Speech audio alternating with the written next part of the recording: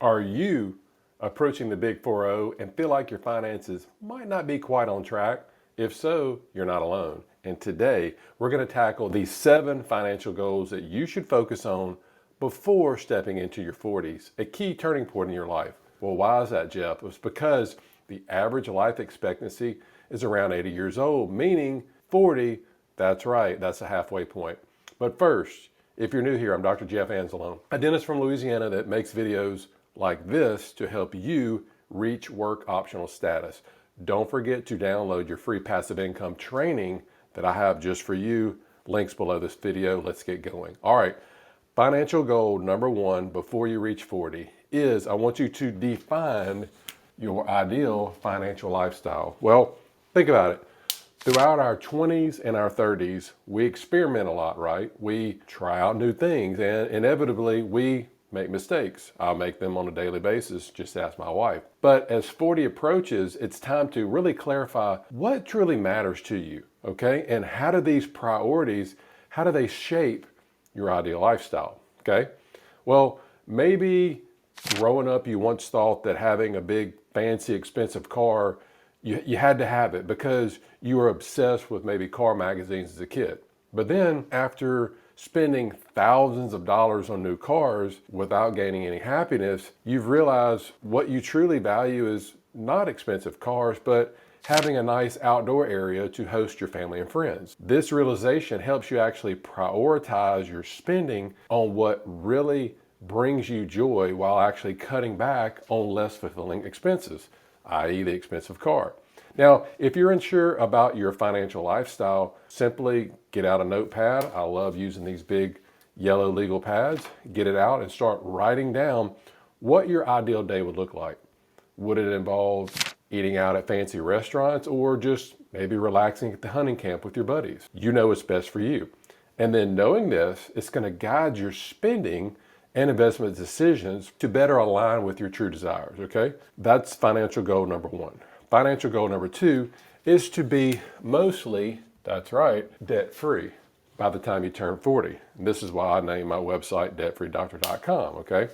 However, having a mortgage is an exception, okay? So as you enter this decade of your life, you're gonna face a lot of responsibilities. You're gonna be advancing, hopefully continue to advance in your career, probably raising some kids, and potentially caring for aging parents, depending on what their ages are now. And when you're in this time period, this decade, carrying debt during this time can really, as you can imagine, create a lot of unnecessary stress. I want you to think about debt like a neighbor who's fine for occasional visits, but shouldn't be over at your house all the time. So while it's sometimes necessary for big purchases like a house, try not to let it become a regular part of your financial habits. Aiming to be free from debt, again, aside from your mortgage, greatly enhances your financial freedom and most importantly can reduce the stress, the financial stress in your 40s. Moving on to number 3. I want you to make sure that before you reach your 40s, you've established a solid emergency fund. Now this is actually the first piece of advice from, if you ever followed Dave Ramsey before, his 7 baby steps, okay? Just like many of us, including myself when I got out of dental school, following Dave's guidance actually starts with creating this fund. So entering your 40s, you're likely gonna face some unforeseen challenges. An emergency fund is gonna serve as think of it like a financial safety net, helping you stay stable no matter what life throws your way. And ideally, he actually recommends having roughly 3 to 6 months of your regular expenses saved up in an emergency fund. If you want to be more cautious, you want to go maybe 12 months. Actually, we do about 2 years. So again, depending on where you are in your life and what your risk tolerance is, but at a minimum, 3 to 6 months, okay? The next goal is I want you to save at least 5 times what you spend in a year by the time you turn 40. Okay, this is what's part of what's called the coast fire community, okay? So this means that you've saved up enough money so that even if you don't put any more in later into the kitty, the interest from your savings could help cover your retirement. All right. So for instance, let's say that you spend $100,000 right now. Your living expenses is $100,000 a year. So based on this formula, you would need 5x. So you would need $500,000.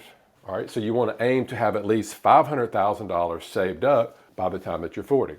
Now, this is what a lot of people think about when they picture retirement. Okay. Working hard, working hard, working hard, working hard to stack up a big pile of cash over the years. I personally like to mix things up a bit by putting money into both the stock market and real estate. And I'm gonna get into that in a little bit later. But for now, if you're looking to hit that savings goal, putting your money into something like the Vanguard Total Stock Market Index Fund, they also have an S&P 500 fund. Both of these are index funds, and their expense ratios are something like 0.03% or maybe like 0.04%. It's like stupidly low, okay? And focus on, if you are going to invest in a market, focus on something like this where literally you can just set it and forget it. Put your money in there, let it grow, let it diversify, low cost index fund. It's a smart move. Again, it's going to spread out your investment across pretty much every stock in the Dow Jones. This is like over 3,300 stocks, S&P 500, the 500 biggest companies here in America, okay?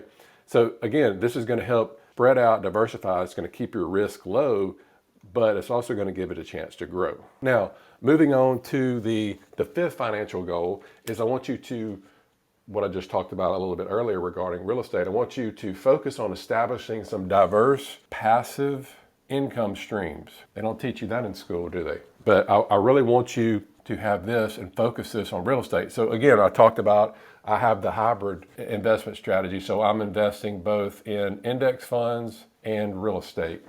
I started off like this because I didn't know about this, but had I known about this, I'd have done different things differently. But it's actually worked out pretty well. Okay, so if you're like me, if you're a busy professional, because I mean, maybe you're thinking about real estate. You're a doctor, you're a dentist, you're an attorney, you're somebody that's busy, and you don't have the time, nor do you want to deal with tenants, and you don't have the time to deal with tenants. Investing in something called a real estate syndication, okay?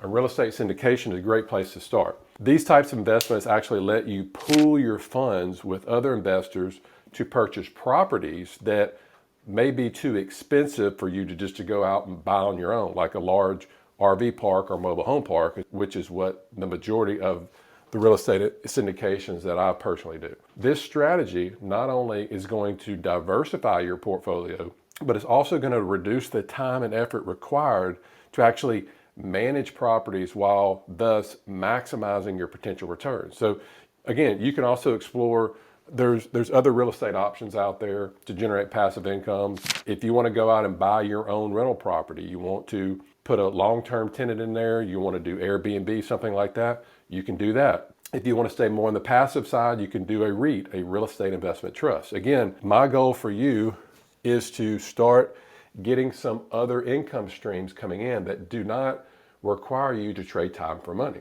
okay? And by doing this, you're not just boosting your revenue, you're mitigating your risk because you're not relying 100% on your active income. Plus, you're also building a financial foundation that is going to help you provide stability and flexibility. Because think about this, if you have multiple streams of incomes coming in, down the road when you get into your late 40s or 50s, you have a lot of options. If you have one income stream from your job and all you're doing is investing in the market, you don't have a lot of options, okay? Moving on to financial goal number 6 is all about setting up a solid fitness routine. Bet you didn't see that one coming, did you? And you might be surprised how closely your physical health is actually linked to your financial health. If you're not staying active, it could actually make you less sharp when you're at work. It could raise your healthcare costs and really decrease your financial stability. So as you get into your mid to late 30s, really your exercise routine should change from what it was in your teens and your 20s.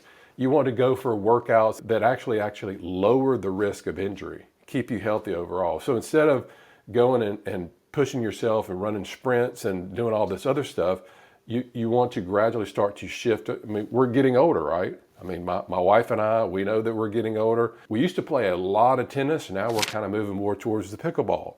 And then we take long walks every day with our dog. And our goal is minimum 10 to 12,000 steps. I like to work out a lot. She likes to do yoga. So we're doing something that we could do long term that's going to provide longevity versus what I used to do, play a lot of pickup basketball and really increase the risk of being injured. But again, it doesn't really matter what I do. It's what you like to do and staying active, staying healthy, because what's the point of trading time for money, making all this money if you can't enjoy it with your spouse or with your family, okay? Remember, investing in your health is just as important, if not more important, than managing your money. Moving on to our final goal, I want you to make sure that your estate planning is up to date, and then also I want you to review your life insurance. Most of the time we go through our life and we're just focused on making money. But what about when we get to the end of our life, or what happens if something happens to us unexpectedly? So you want to make sure that your estate planning and your life insurance are in good order, especially if you're like me and you have a family depending on your financial support. It's actually a good idea, and again, Dave Ramsey talks about this a lot, to get term life insurance, a term life insurance policy that actually is going to cover, so we'll go with term, and he actually recommends one that's going to cover 10 to 12 times what you spend in a year. I personally think this is on the low end. I did start off with this, but as I started to acquire more assets, things got a little bit more complicated versus what they were when I first started off. I actually have got something like, I think around 30 to 35x, okay? Again, whatever is comfortable for you or whatever your financial situation. If you're really not sure, check with if you have an advisor, if you have an estate planning attorney, something like that. But at minimum, at least have term life insurance that again covers 10 to 12 times what you spend a year. Now, term life insurance is typically better than whole life insurance or variable life insurance because it's less complicated and it's way more cost effective. If you get whole life insurance or variable life insurance, the majority of the premiums you pay the first few years all goes to the agent that's getting you to purchase from them, okay? Again, you also want to consider working, if you have a trusted estate attorney, to create important legal documents, wills and trusts, okay? Doing this again means that if something unexpected happens to you, your family is going to be financially protected without the need to go through the complicated legal processes in probate court. Now, addressing these 7 financial goals before you turn 40 is going to put you on a solid path towards financial security and personal fulfillment. And then setting these financial goals before you turn 40, it's really important, especially if you're married, to sit down with your spouse and then go over this. If you're kind of like in our situation where I pretty much handle the money and that sort of thing, and my wife doesn't want to have anything to do with it, it's still a great idea to sit down and say, hey, look, if something happens to me, here's the steps that needs to be done. Here's what we have right now. Here's the person you need to contact if something happens to me or something like that. Now, I talked a little bit in financial goal number 5 about passive income and real estate syndications, okay? If this is something that interests you, adding passive income streams with real estate to your financial plan, but you do not want the hassle of property management, then real estate syndications could be the perfect option for you. If you want to learn more about it, do me a favor, check out this video.